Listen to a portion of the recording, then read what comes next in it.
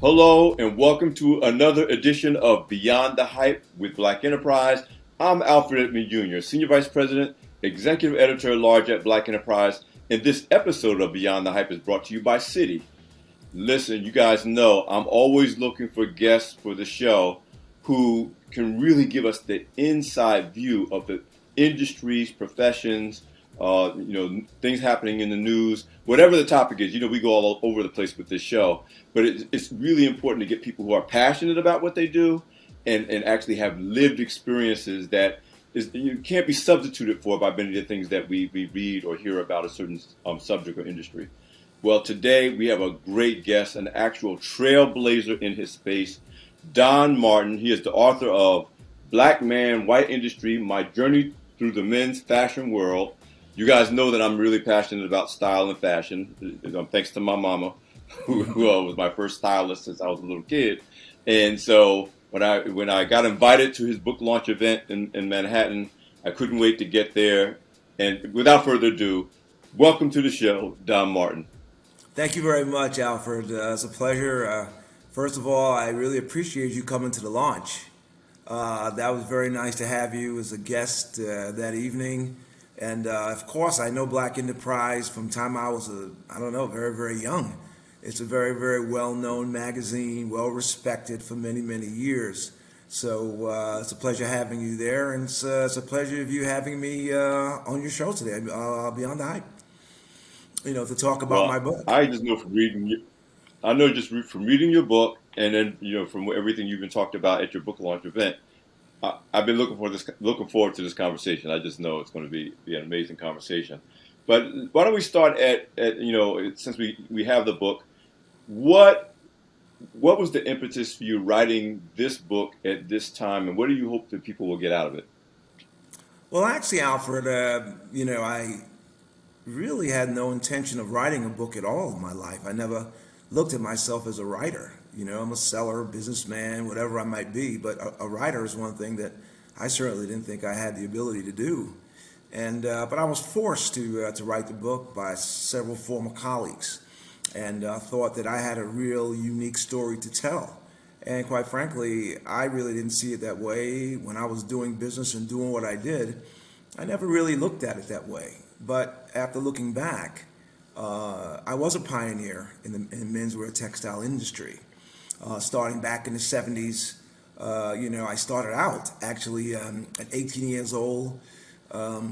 If you watch old movies, you might see me with one of those carts rolling these fabrics up and down the street. And, and loading and unloading and trucks and so on. That's how I started in the industry. You can't start any lower than that. And my book tells of my journey from there to forming my own corporations, traveling the world, and doing many, many things. But another reason why I wrote the book, there's a gentleman by the name of Robin Worley who was there that evening, the night of my book launch. Robin comes from a very powerful family in the South. And about 10 years ago, they decided to take one of the buildings in the South and turn it into a museum, a textile apparel museum. And in doing so, they telephoned me in New York and says, Don, we want you in the museum. And I was like very, very flattered. And so I had to write a bio, and they took this plaque and they put me in this museum. It's called the Hall of Fame on this wall. And it has many, many people that dates back to the early 1900s.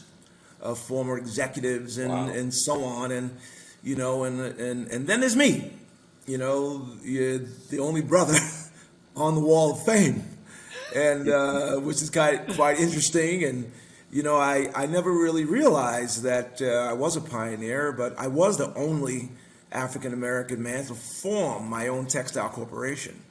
And the fashion industry, people don't realize, it starts from the inception of raw material. That's how it starts. It begins with yarn. It begins with either synthetic yarn, or it begins with natural fibers such as wool and silk and all these kinds of things. So it's a very complex industry.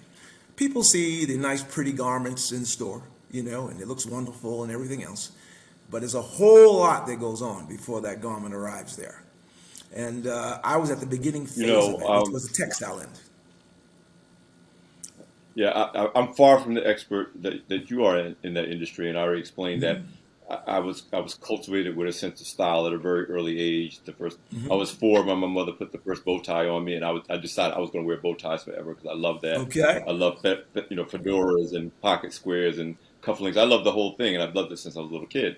But I didn't understand it. Just to your point that we look at clothes, but we don't really understand the technology and the fabrics until when I was in college as an undergrad at Rutgers University. I was not only the only black person, but the only black dude in the fashion design classes at the girls' Okay. school, Douglas College, because I just loved it Okay. so much. I just wanted to learn it. I learned how to sew, and that was Okay. the first time I got exposed to, why this fabric costs more than this fabric, and why this has certain properties, and why you'll never find something in this store that you would find in this store. And I gained a real appreciation. In fact, Don, my original career ambition when I came out of college was to become the first black editor at either GQ or Esquire. And actually, I did spend a year as senior editor of a magazine you might remember called Modern Black Men magazine basically in the 80s, because Okay. I was so inspired by just learning what I did learn. I only learned a little bit, and so I got to say, your book is great because for someone who loves to understand the technical aspects of fashion and style, and who has even been a mentor to some fashion entrepreneurs over the years, your book really educates about Yes. Thank you so much. Thank what you. makes a quality fabric quality fabric. It really does. But here's the other cool thing, which I have to admit I did not expect when I read your book. Um, I interviewed and did 2 cover stories on the late Reginald Lewis for Black Oh, did Enterprise. you? Okay. And you Really? might see over my shoulder my first cover story that I did my first year of Black Okay. Enterprise with Reginald Lewis. That kind of introduced my career. And so you know the book, Why Should White Guys Have All the Fun? I mean, obviously Correct. a classic book. Correct. By the time I got to the middle of your book, and you were talking about starting a company and dealing with partners, and finally starting your own company, and oh my God, that was great storytelling. But it was a Thank you. great, again, you obviously could focus on the fashion industry. But the reason I'm saying people should read this book, because when you're talking about what it means to be a business owner, to be an Yes. entrepreneur, to find Yes. financing, to deal with partners that aren't, it Correct. really does take you to school as a great business book. And again, Yes. when I Thank talk you. about getting beyond the hype, that's what I'm telling the audience. You need to read this book to educate yourself about what it really means to start a company. You had international partners. Um, Correct. they wanted your skill set, but they Correct. weren't necessarily, embracing you as the leader and the face of the brand, even though that was Correct. what made the company work. I don't want to even tell the story for you, but what was it like or were you conscious of, beyond telling your story of your career, the business lessons that you were learning and teaching along the way as you tell these stories? Well, I'll tell you the truth. When I started back in the late '70s. I mean the mid '70s actually, as a young kid, and I moved along rapidly. And the people I worked for were some of the roughest, toughest people that the industry ever really saw. You see, back in that era of business people, they were rough, tough hombres. I mean, they just fought, and they fought for every nickel and every dime, and they was just tough, and that's just the way I was trained. And you know what? I'm trained that way, and it was embedded in me to be this way. I mean, because that's the way I was trained. And when I encountered all the problems in my partnership, I was always ready for a good fight. I had no problem with that. You know what I mean? I was always very confident, extremely confident. And I wrote in my book that the main thing is to be confident. Always be confident. And confidence is something that comes from within. You've got to believe it before anybody else is going to believe it. And for me, I just walked and acted and just who I was. I was just a confident guy. And I meant overall, I'm going to get this done regardless of whatever obstacles it might be. And as far as the sales marketing aspect of it, I was one of the best at that. I was an excellent seller and marketer. I was just good at it naturally. But then with my training, I just got to be, I was one of the best sellers in the industry from a very young age. And because I was, that talent is what drove me to be able to convince partners to go into business with me. That's how that happened. But it's funny, you know, and I wrote in my book this many times. I don't see racism. There's no question during my career I dealt with racism. I did. But you know what? It was such a small percentage. So, and my teachings are, don't ever let the ignorance of a few affect the kindness and genuineness of the many. And I find in the media all the time, we get all this negative press of all white folk and black folk. And that is not the true America, in my opinion. If we look at the South, the whole southern region, all my competitors in the North, we all were in New York with fancy New York offices and all that kind of stuff. And I was probably the number one supplier to the entire South as a black man.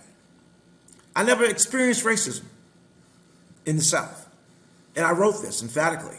And I think it's just because people just react to who you are. They react to your confidence and your ability. You don't have any preconceived notions of prejudice or racism. Now, I'm not naive, as I wrote in my book as well. We all know, it's well documented, the Jim Crow era and Martin Luther King and all the racism that occurred, you know, for our race over the years. But I never let any of that affect me. And in some of my teachings, I said any black entrepreneur and you want to make it happen and do business, don't ever have preconceived notions. Ever. I went on like prejudice never existed. I went on like it never existed. The thing that I really appreciate, the thing that I appreciate about it is that you didn't operate like it existed. At the same time, you never failed to call out those rare occasions when you were confronted with it. Like you never failed to confront it when it happened. Correct. But you never let that color your whole perception of who you're dealing with in your career. And that balancing act is one that I think exactly is important to achieve if you're really going to go far. Right. You know, you don't let it slide when you confront it, but you don't let that dictate and color your whole world at the same time. I want to ask you about two different elements of. Excuse me. You got my book really well. You got you got me really, really well, because even though I prepared for you. Yes, I prepared for you. Yeah, I was a tough guy. All right, and I basically, when I encountered a certain amount of racism, I addressed it. I addressed it. Simply because if I address it, I'm making a correction. And I'm educating you, not only from me, that you have to understand how we of people of color, the things that we have to deal with. All right? And I don't believe, like in one instance in my book where I took a job, I was a 25-year-old kid working for a textile corporation. They hired me. I was a top seller. And the first couple of weeks, my boss was telling racial jokes in the showroom. And a lot of times, we as black people experience these kind of things. Well, I didn't like it. I called him in. I went into his office one day and I says, look, you hired me to do a job, okay? And I said, racial jokes, it discredits me. And in turn, it discredits you. If I'm going to be respected to be the seller and the marketer that I was hired to do and be as effective as I can be, there can be no clowning. I take my business serious and I expect you to take it seriously as well. And I told him that emphatically. And I was 25 years old. I didn't care because I felt that I always have to be respected, and that's the way I always was. And to his credit, he was nervous. He was a little nervous. And I said, don't be nervous. I said, I'm just saying, I think you're a really great guy, and I think we can get along famously. I said, but I just think that this has to stop in order for us to be able to have that relationship that awaits us. And from that day forward, we ended up being having a great relationship as employee to employer. And I left there and I formed my first corporation after working there for 3.5 years. And he was a friend of mine. We competed for years after that. And that respect was always there. And I had situations when I formed my company, and I wrote this in my book as well. When I saw that you disrespected me, okay, as a black man anyway, I never stood for it. I never did. I always corrected you. And it was up to you now to accept that correction and let us move forward together and do what we got to do. So I got that reputation around the market. I received that reputation because that's the way I was. And so because of that, people knew, all right, to deal with me on a certain level. And that was fine. You know, that was fine. Now, whether they liked it or not, I really didn't care. And I kind of wrote this as well. I said, I'd rather be respected than liked. Do $1 million worth of business with me and not like me. Okay, I can live with that, you know. Right. But, you know what I mean? So, yeah, I want to ask you about two. Yeah, go ahead. I want to ask you about two different elements that are personally important to me. It's what I talk to. Again, I mentor a lot of people, including many entrepreneurs. But even if you're not going to be an entrepreneur, there's two elements that are recurring themes in your personality. You made it clear these are recurring themes when you gave your remarks at the book launch, and they're recurring themes in your book. And there's two things you've said repeatedly: toughness and confidence. And I was at the point in my early years when I was editor-in-chief of Black Enterprise magazine, and I made toughness one of the criteria of people I hired. Like I need people who can, when the bullets start flying, they're not going to duck, they're not going to run. Because in business, things go left all the time. That's correct. And so I want you to kind of dwell a little bit more, especially for those who are in the listening and watching audience of Beyond the Hype, who think they want to be entrepreneurs, who think they want to be leaders, who have great aspirations. This idea of being tough, being resilient, not shying away when things get challenging, and this other thing about confidence. And my kids, I got 4 adult children. And they'll tell you, I always say to them, the best thing is to be Look pretty young yourself there, Alfred. Thank you. Look pretty young to have 4 adult children. Thank you. But I tell them the best thing is to be correct and sure. That's the best. If you can be correct and sure, that's great. I said, but if you have to choose one, be sure. Meaning, if you're confident and you're wrong, things often turn out well because people believe in you. They're all, well, Don said it, so let's make it happen. And you'd be like, wow, I wasn't even sure that was going to work, but it worked. But I tell people, if you're correct, but you sound unsure, nobody, it's like you don't sound like you really believe what you're saying. You don't really sound like you believe in yourself. So again, without me talking for you, talk a little bit more about this confidence and this toughness. I mean, was that something that was part of your upbringing? I know you're U.S. Virgin Islands, I believe. Is your British Virgin Islands. Your British Virgin Islands. British Virgin Islands. But that came out of the way you were raised, or was that, or just natural your personality, confidence, and toughness, which I think are key elements to success in entrepreneurship and in almost everything else. I'm going to answer that question. There's no question that my upbringing, having a Caribbean background here in the British Virgin Islands, my grandparents and all of them were entrepreneurs. They were all in business together, and slavery ended in the islands like 32 or 33 years before it ended on the mainland. So people in the Caribbean had a bit of a head start on independence, on doing their own businesses, whether it was just basically planting or boating or fishing or whatever it was. And as I grew up in New York City, I was born and raised in New York City, born in Harlem, raised in the Bronx. But my upbringing by my Caribbean parents, they always drove that in me all the time. And the one thing my father always said to me, and I think I wrote this in my book as well, and I never really understood what he was saying. He said to me, He said, manners and respect will take you anywhere in the world. He said it to me as a child coming up. I said, what's this guy talking about? You know what I mean? I never really understood what he was saying until it actually did take me all over the world. It did. And the toughness comes partly from my Caribbean background, partly from being raised in the Bronx, and partly from being in an industry, being trained by some tough hombres. You know what I mean? So I had all those components in me. So, and I guess from that perspective, I always was, and I wrote, I was very cocky and very confident. And I stressed, embrace your ego. Embrace your ego. And there's no question to have an ego. I mean, if you don't have an ego, what do you have? What's going to drive you and make you that person that's special? Okay, to be better than everyone else, or strive to be. And even though I may not have been the best, I told myself I was. And I think if you tell yourself enough things all the time, I think it begins to sink into you that you are.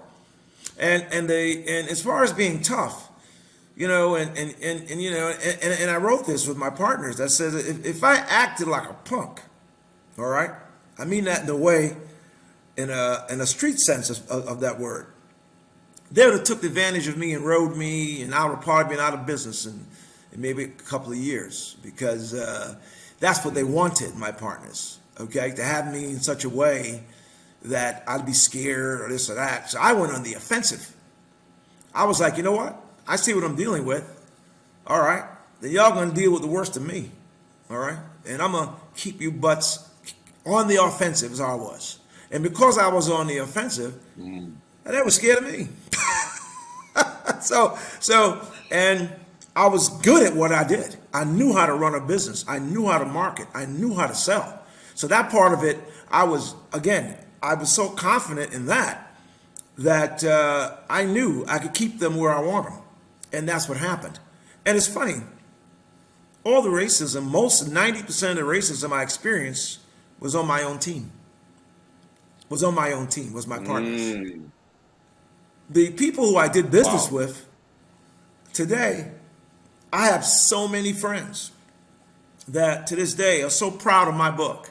I get emails every day where people are buying and reading my book and says, Don, man, we're so proud of you.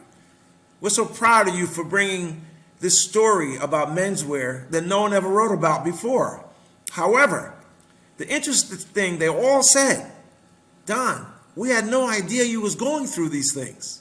Because they didn't know I was going through all these racial problems that I had at certain intervals, and particularly younger in my career. It evaporated as I got older, but they never knew that. And they felt really, really bad about it. They was like, Don, why should you have to go through that? So that was really the overall consensus of my writings, that my people felt sorry for me. They felt bad for me. Not sorry, bad. I had to go through that. And they were really chastising their white counterparts for putting me through those things. And that's the reaction I got. And because isn't that ironic? But it's true. You know, and I have so many of my friends and former colleagues, some of my best friends to this day, are people that I've done business with, and we in fact, I have one of them coming down here to visit, in a couple of weeks, to come and hang out with me for about a week down here in Tortola, because I live here half the time now. I live half the time back in the New Jersey area, and half the time I live here. But I'm saying, so Alfred, to really tell you, by being tough, by showing who you are and being who you are, you command the respect of others. And at that time, people can get to know you and respect you as an individual for who you are. If people can't respect you for who you are, then they're really not going to know you. This is my opinion. And I think that's very, very important. And once people get to know you, And I sent you my book review from the MR magazine. Did you read that? I don't know No, if I you didn't get to see read my that. book review. You didn't read that. I don't know if I sent that to you. No, I read the MR book. I magazine. didn't read. I didn't read the review. I read the book. Okay, MR magazine is the largest menswear publication, international publication, and the editor in chief is a person by the name of Karen Grossman, and she wrote a review for my book that went international, went everywhere. Okay, and people have said she's never written a review like that before. She wrote in the book, Wow. she liked my book so much, she read it twice. That's what she wrote. And she was so complimentary of how I was just so brutally honest in my writing. That was the respect. And Absolutely. she said I was so honest. And she said for someone to be that honest about themselves. And I was hard on myself too, didn't I? I said when I was a real such and such That's sometimes. true. I said that. That's Who true. I was sometimes. I was hard and I was this. I didn't, I'm not going to, I wasn't going to write the truth about others and not write the truth about me. You know, that would not be fair. That would not be telling the story as it was. And the review she wrote me was, I read it and it was outstanding. I'm going to send it to you. It was just announced, and that went, we made the front page the third day after my launch in New York City. Okay, and the review was amazing. I was so happy because she understood everything of what I wrote, just like you did. You know, and I'm very, very proud. You know, you have to understand, Alfred, I'm not a writer. You know, I'm not a writer. I didn't know how to write a book. But you tell a great story, but again, it's a true story, and that Yes, authenticity comes through, just like it's coming through right now in this conversation. that's what she said. But I'm gonna tell you Yes. what else is great about the book. Man, you mentioned the advice your father gave you that literally, like you said, did in fact take you all over the world. And I'm at the stage in my life where I am now deeply appreciating international travel, especially since the pandemic. I mean, I've been to the There you go. Maldives, I've been to, I There was you in go. Rio. I mean, just and appreciating it. I've always traveled for business, Right? but that's not real. What I mean? You go, you do what you came to do. Maybe you have dinner someplace, you get back on a plane, you go home. But now I appreciate travel for the sake of travel. So all that to say, when you get to the parts of the stories you tell about, going to these international conferences and not Yeah. just the business side of, yeah, we went to do this, we went to do that, to source textiles, to find suppliers, etc. But then you talk about the fun you had. Oh Um, yeah. it really brings the book to life in a great way. And I already told you that it reminded me of Reginald Lewis's book, Yes. Why Should White Guys Have All the Fun? Have all the fun. But one of my favorite movies that I watch, no matter how many times it comes on, and what point in the movie it comes on, is The Devil Wears Prada. Because again, it's one Okay, of the Devil Wears few Prada. That's a good one. movies that, I've seen that yeah. movie. And so it was like, so when I got to that part, and those of you who read this book, it's worth getting toward the second half of the book, because that's when some of the best stories Yeah. and the life you lead, and we don't think Amazing. of that life being possible for us. Now many of us do live that life, but most black people don't think they're gonna, go to these countries. And again, I don't even want to spoil it for the people that will read the book. But talk about that part. You were having I mean, it looks like you're still having a Oh, let me ball. tell But you you were something. having a ball I couldn't I doing what couldn't you tell love. all. I couldn't tell all. That's another book. But That's another let me book. tell That's you another book. something. Save that one. I was on the plane. I traveled literally all over the globe for about I would say a 25 to 30 year period. And we traveled first class. And people in fashion are a bunch of crazy folks. We party. All right. All our customers and all what we do, we don't go to a place and say, oh, we're gonna do the work and go home. No. That's not how we roll. We partied everywhere, like rock stars. We really did. I mean, it was unlimited. We just did what we wanted to do, whatever. When we pop into a country for a show, we shut it down. We had reservations at all the fine places in town, whether it was Italy and London or Paris or Spain, or I don't care where it was. Okay, we shut it down. And we partied and had a blast because that was the bonding of you and your customer. You bond like that. You know what I mean? That's how you bond. You get to know each other personally. And business becomes personal. And you're doing millions of dollars worth of business. Millions. We weren't doing small business. I mean, I had accounts I did $3 million with, $4 million with, $1 million, $2 million, $3 million. So you're doing tremendous amount of business on an annual basis. So your relationships become really, really close. That's just the way it was. And let me tell you, man, I had a blast. I got no regrets. Okay? None. I mean, I can tell you stories of being in this country, that country, this country, that country. And the one thing I noticed in my travel, as a black man, I was revered. I wasn't liked or respected. I was more than that. As a black American, I was revered all over the world. Everyone greeted me with respect, treated me with the utmost respect, did business with me, never had an issue. Okay? Never.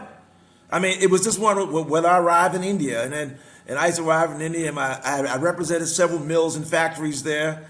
This one guy who I did a lot of business with, his name was Sudhir Puri, and he reminded me of being in a Bond movie. I got off the plane, I walk out, done, welcome to India.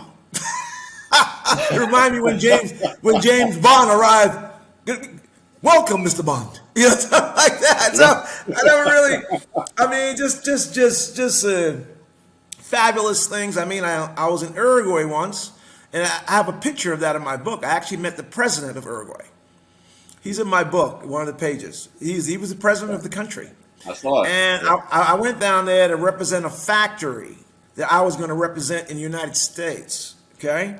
And there were several other people from various countries, from Germany, from other parts of the world that were representing that mill in their country. And I was a representative from the United States. And I got there, and it was a big party and festivities and everything else.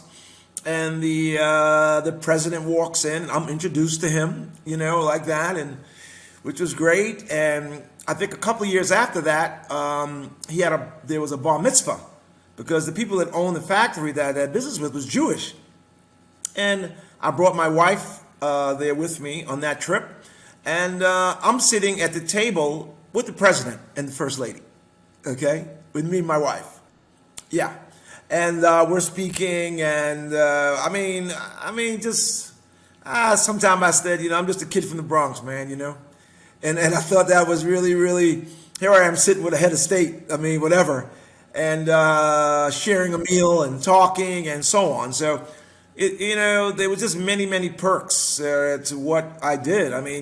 Even in New York City, I'd be at 21 Club maybe once a week for lunch. I walk into 21, and sometimes Colin Powell sitting over there, or this one or that one, I was in New York and frequenting all the top restaurants in New York on a weekly basis, 3-4 nights a week. And I met so many actors and athletes, and because when you're on that scene, okay, that's where they go. So you just meet them. I met Walter Cronkite one night, down in Greenwich Village. Him and I had a conversation. I could go on and on about so many people that I've met and spoke to. All right. I met Walt Frazier one time on a plane, flying first class. Him and I together, we ended up being friends. He invited me to the garden and gave me his seats one night. I'm just saying. So there's so much. Oh yeah. I really, because when you're in that limelight and you're going to the finest places everywhere in the world, basically, you're going to meet the best of people as well along the way, who they were. So, answer your question, Alfred, that was a ball. That's all I can say. Yeah, I'm telling you, I was like wishing I was in your shoes. Every page, I was like, oh, this is amazing. Absolutely an amazing, amazing life. I have no regrets. And so much fun. It was just wonderful. What can I say? And I wrote in my book And I said, and what you said about having people of color understanding that we can also live this life is the reason why I wrote some of Yes. those things. And I Yes. wrote the type of neighborhood I lived, the type of house I lived in, the car I drove. I wrote that not to be a show off. I wrote that for a reason, to let people know that this is the lifestyle that we can live as well. Have a limo downstairs for you on Fifth Avenue once a week, and all this kind of stuff. I mean, it's possible for us too, and that's why I wrote it. And it comes through Yeah. loud and clear, and so it's the Yes. reason why I do want people to read this book. I also want you to talk about, because you and I both know the era of your career in the men's fashion industry is in many ways is a bygone era in the industry. Yes, it is. Fashion Avenue is not Fashion Avenue anymore. No. I mean, yeah, I know we No. still got the big needle with the button on 7th Avenue. Correct. There's remnants still left, but talk about where it is now and what you see or what it looks like now and going forward. Because again, people still have a passion for fashion. I have young mentees that aspire to a career in that space one way or the other.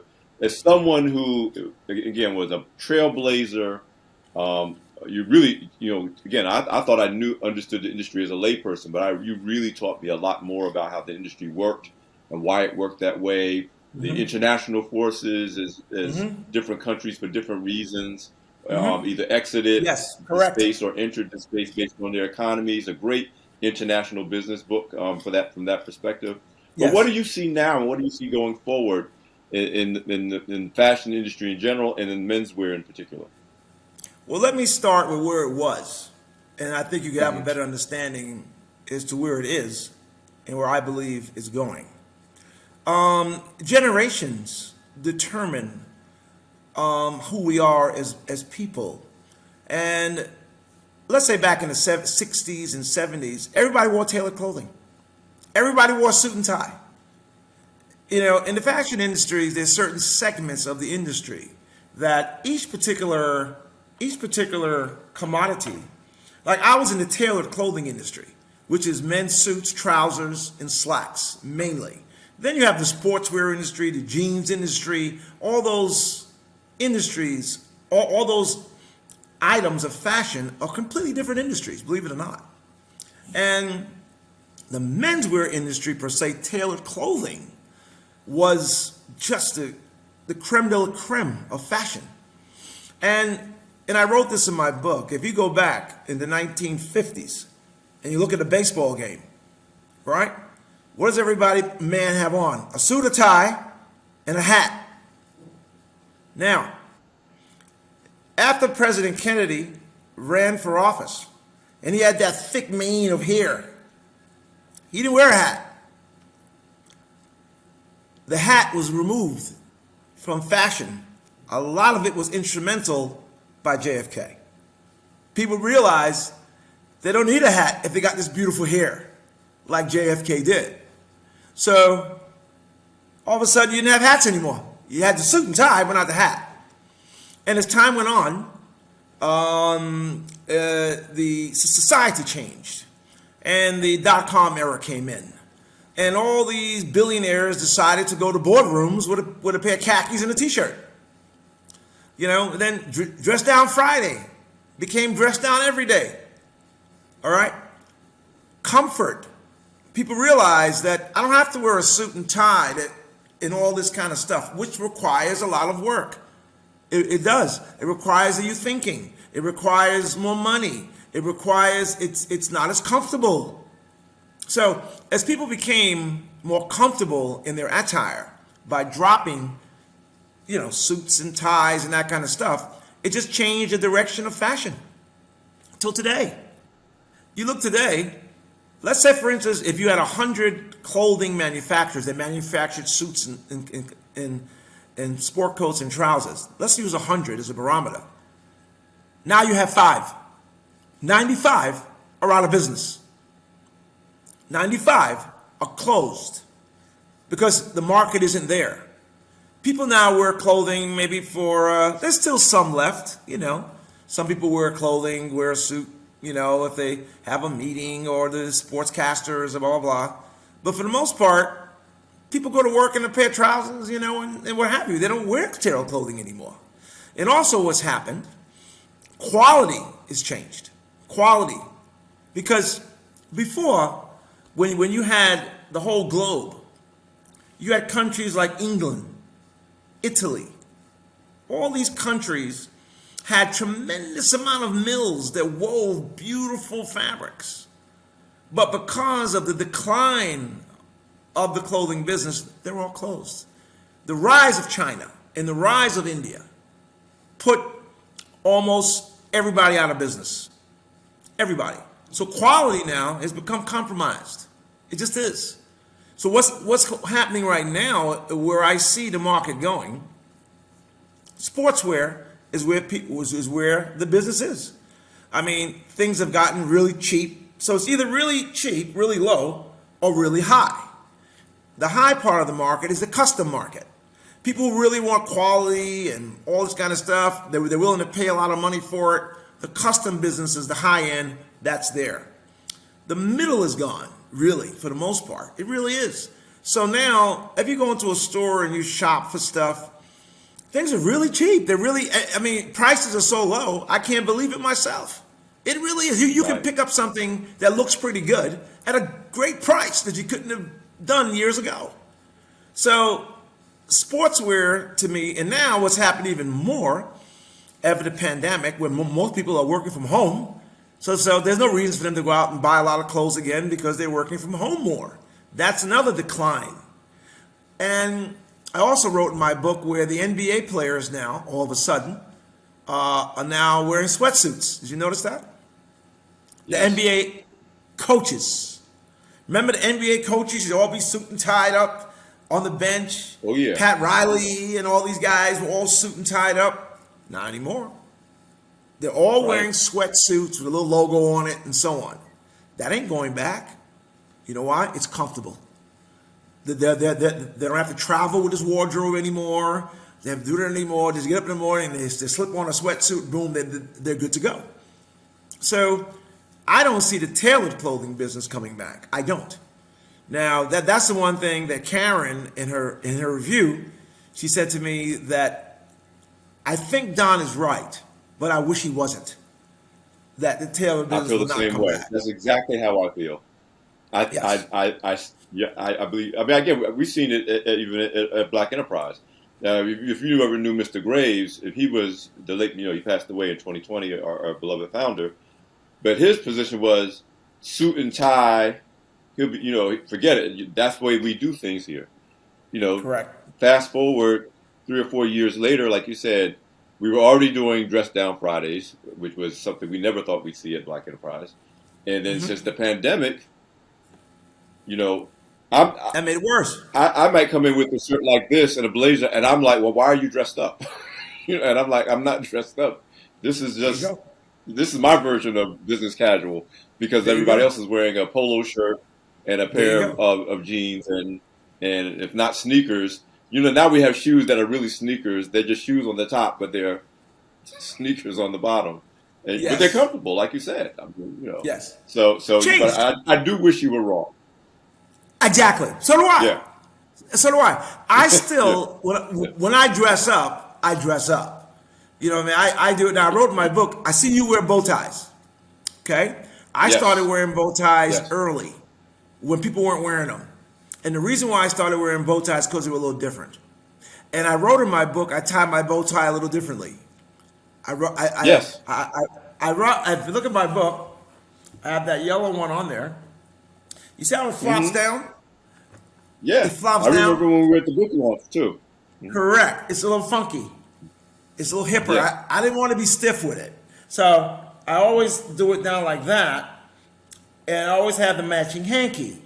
It was just a look that I came up with. And people used to look at me kind of funny. But it was it looked elegant and sexy, but it was still different. You know what I mean? And I wore bow ties, that look, my entire career. I got to tell you, Don, I've been I've been wearing bow ties. Like I said, my mother put one on me when I was 4, and I just loved Okay. it ever since. But of course, Okay. I was a little boy. They were the clip-ons, right? The clip-ons, yeah. And yeah, but like I said, I told you my original early ambition as a journalist was to become a fashion magazine editor. Yes, sir. And I was at NBM, but again, I didn't come from a fashion background. We talk about upbringing versus what you end up doing. I came from a Hmm. working class family on the Jersey Shore, working, divorced single mother raising us. So I didn't come from a background of having all kinds of clothes and fashion. I just love Right. style myself. Right. And so fast forward to my job at Modern Black Men, I was a senior editor, but I was wearing bow ties because I loved them, but I was Okay. still wearing clip-ons. So Okay. my boss, the publisher, George C. Price, he calls me into his office, shuts the door behind him, and he says to me, "Clip-on bow ties are for proms and tacky weddings. He's If right. you're going to wear a bow tie, Tie it. learn to tie it or You don't gotta wear tie one. it. You are the He's fashion right. magazine. You're representing our brand. So if you Correct. can't learn, and I He's tell right. you, that was Labor Day weekend, 1986. I was 26 years old, and I Wow. went home. And this is before YouTube videos. This is when you had to look at a diagram. And I spent that whole weekend, holiday Practicing. weekend, untying, learning how to tie a bow tie. And as a result, so I wouldn't forget to learn to do it. I wore a bow tie at least 3 times a week in the beginning. Yes. Until, like you said, after a while, I got known for wearing bow ties. And I was like, hey, this is Yes. good. It becomes an Because image. you and I both know, nobody forgets a person who wears a bow tie. No. Like It's a statement. you're that dude. Yes. Exactly. And it It's a became a statement. part of my brand to the point that for a few years, from about 2012 to 2014, I had like my own signature bow tie line because a black-owned company in There you Nashville said go. we There want to you design a go. line just for you to wear when you go on television and stuff. So when I totally get and buy into everything about your thing. It's not just the bow tie, but it's how you wear the bow tie and what you wear it Correct. with, because Correct. That's the Don Martin brand. I deeply Correct. appreciate that on a personal level. Okay, cool. Thank Because you. yes. Thank you. In fact, Don, Thank you. I used to be when I don't know if you remember the TV show Your Business on I think it was on CNBC. I was a No. regular on that show. Oh, you were? Okay. And I remember this is what led to me actually, and I love straight ties. Like I love style in general, so it's like I have nothing against straight ties. I can But I see that the remember way you for one dress. I show saw that. yeah, I came to do the show, and I can't remember the gentleman's name, but he was the producer of the TV show. And I came with a straight tie. Like I'd never come there in a straight tie before, but I came in a straight tie. And after the taping, he pulls me aside. Alfred, you really look great, but our audience expects you to see the bow tie, so don't Okay, come. of course. You know, and That's your image now. yeah, you're right. That's your image. You That's the you image you, now. That's the image once you now. establish that, and that's kind of cool. It's who you are. That's all good. Yes, yes, yes. But Well, there's one thing. There's one thing, Alfred, I want to say about my book. mhm. Yes, There is the book, and then there's the message that I'm trying to deliver behind the book. And that yes, message is, and I felt this is the third reason why. The first reason I told you I wrote the book was because of Robin Worley and another gentleman, I don't know if I mentioned him, back in that 1992, that told me that that I had broken barriers and that I should write about it one day. The third reason why I wrote this book was because I don't like what I'm seeing today in society. I really don't. All the vitriol I see between the Democrats and the Republicans and the white and the black and it just, it's like we're going backwards. You know what I mean? And so one of the main messages behind my book, and I'm going to send you the review from Karen Gross, from what please she do. grasped in the Please book, do. was that we need to get to know each other more. We need to blend more as human beings and leave this race nonsense, leave this stuff alone. Because once we blend as human beings, then we can really understand the true meaning and character as to why we're here. I mean, if we're constantly fighting each other, constantly killing it, I mean, we're really setting each other back. So, but once we get to know each other, And I quoted in my book, if you remember, that movie, Remember the Titans, Remember the Titans. There was a movie, Denzel Washington was the coach of this team. It was back in the 50s. Racism was prominent, and you had a black kid and a white kid on a football team. They all hated, the blacks hated the whites hated the blacks. But as the season went on, the black kid and the white kid, they just got to know each other as people. And before the season was over, they were the best of friends. Yes. Because they got to understand the human element that each possessed was nothing different to the other. So my message with my book, I'm going to be speaking at various venues I've been asked to. And one of my main messages of my book is that we need to get to know each other as human beings and stop the divide. You know, I'm tired of it. And I've got some of my Southern friends who we did business with for many years are going to be now looking to work together to see what we can do. We can show people that back in the 80s and 90s, I did business with tons of white folk, and I was a black man, and it didn't matter to them. It didn't matter to me. So what the hell is wrong with people now? We need to be going forward and not backwards. That's one of the main messages, Alfred, that I want my book to portray for current events. There is the education of the fashion, without question, and there are many other things. There's also education about sales and marketing. Sales and marketing through my eyes. I didn't go to Harvard or Yale. Actually, I didn't go to college. I graduated high school at 18 years old and went to work. So for me, all of my teachings of sales and marketing come from work experience and my naturalness as a person, as an individual, to blend with other people. So a lot of things that I wrote about sales and marketing that other young people should understand, it works. I did it. I don't know what they teach in these fancy schools. And I'm not saying what they teach in these fancy schools ain't good. But I do know what I wrote is very practical and simple, simplistic, but works. So those are things that I want to come out of my book. Yeah, I want to underscore what resonates with me about your book, and with a lot of the entrepreneurs and successful people I've interviewed over my 30-something years of Black Enterprise. Mm-hmm.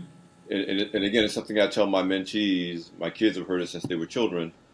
I said, if you can put points on the board, like it's about performance. Mm-hmm. If you perform, whether people like you or not, they can't argue with the scoreboard, no matter what. And so, what happens when you get caught up in the division, and I don't like him, and I don't like her, and they don't like me, is you get distracted. You start thinking your role is to counter them when your role is to put points on the board. Correct. And like sports analogies, like Remember the Titans. When you focus on a common objective, I'm the black kid, you're the white kid, but our common objective is to put points on the board. Maybe we don't like each other. But if we get focused on not liking each other, we can't put points on the board, and then who wins? Nobody wins. And Nobody. So, and this is common about successful salespeople in general, because if you're in sales, you understand that. You're like, I only care about one thing. That's am I meeting my quota? That's what you care about. Am I closing these deals? That's all we care about. That's all sales. That's it. Yeah, that's exactly. all. Do we make the deal? That's but it's so important, and I think for younger people, not just young people, because I think that across generations, we'll get distracted from what the objective is. If your objective is to put points on the board, you can't spend all your time and energy being a counter and against somebody else, even if they're against you. It's a distraction. And so I tell people, people only pay for performance. They'll invest in potential for a little while, but eventually they'll pay for performance. And to your point earlier in the conversation, some of the people that never liked you had to deal with you because they were like, you can't argue with this. He's going to bring him. He's going to perform. Do you want to win or don't you? You got to rock with him. We know you'd rather win with somebody you don't like than lose with somebody you love. At least I exactly. I got family members I love. I never do business with them though. because I want to win. You know. That's correct. So I just deeply appreciate that element of Thank you. you call it cockiness, we call it ego, but I'm going to quote Muhammad Ali when I'm talking about you. It ain't bragging if you're doing it. You're delivering. You're You're just right. stating the facts. You're It's right. not bragging if you actually deliver.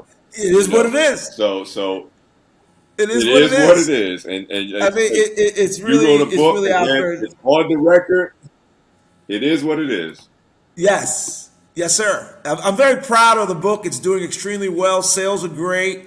You know, I met with the premiere down here in the BVI since I arrived, and they're doing. Actually, I'm going to be speaking at the Rotary Club here. I've been asked to speak at a couple colleges. I'll be speaking at FIT actually as well.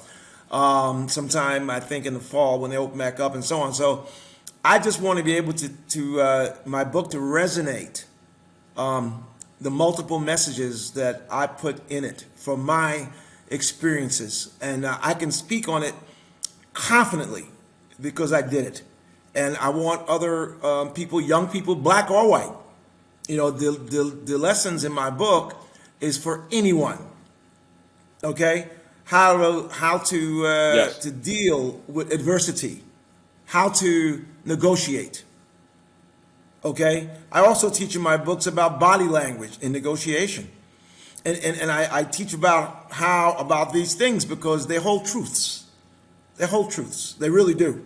There's so many different things that come into effect when you have to be when you're in a negotiating posture, and all these kinds of things and simple things that people body languages and attire and all these things. I touched on these things in my book because I believe them to be true, and that kind of Yes. thing. So I'm very pleased with the way the book is being received. And honestly, Alfred, to be honest with you, sir, like I said before, I didn't know I could write a book, so it's been pretty gratifying.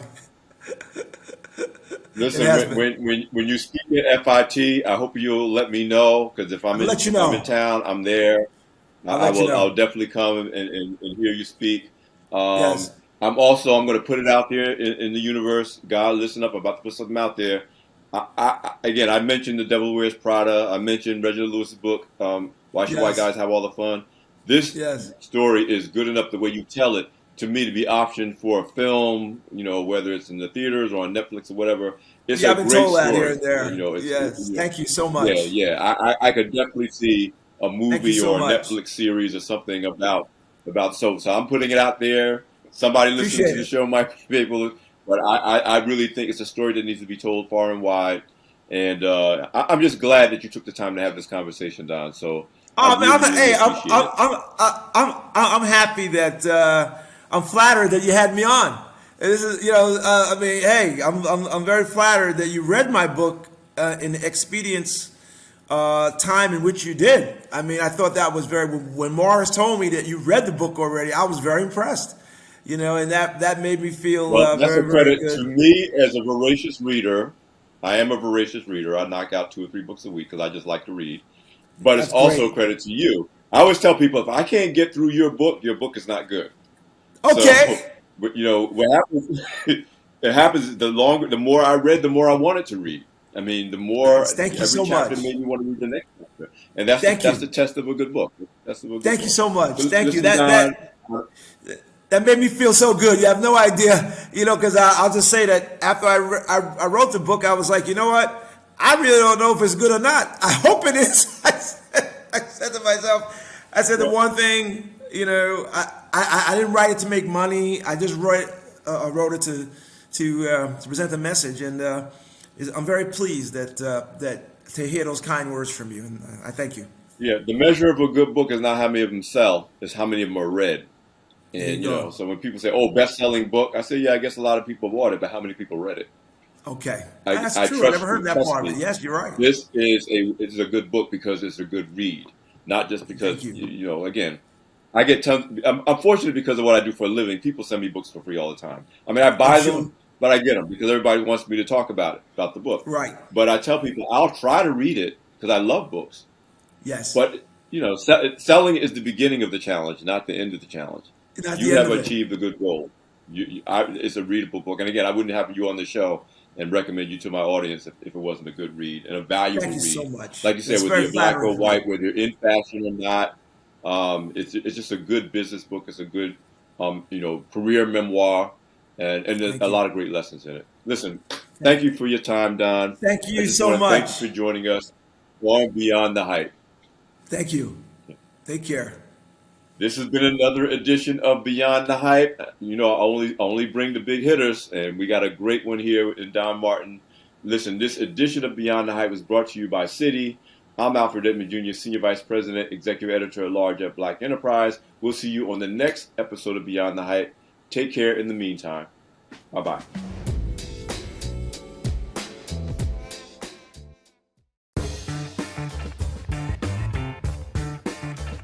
Celebrate the excellence in black men at the Black Enterprise Black Men Excel Summit. Meet our country's best and brightest black men who are redefining their image. We need to make sure that the world knows that we are here and that we are doing our business, so let us salute ourselves for that.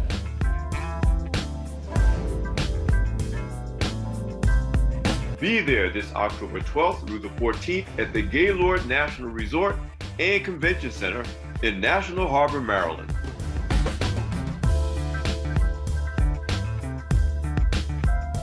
It's time for people to see that black men are doing great things and doing it positively. By doing this Excel Summit, it empowers us, it inspires us to be more creative and to do things that we haven't necessarily or traditionally done. I met some great people here that I plan to do business with in the future, and I plan to learn from. This was an eye-opening experience. For more information, log on to blackenterprise.com/BMX.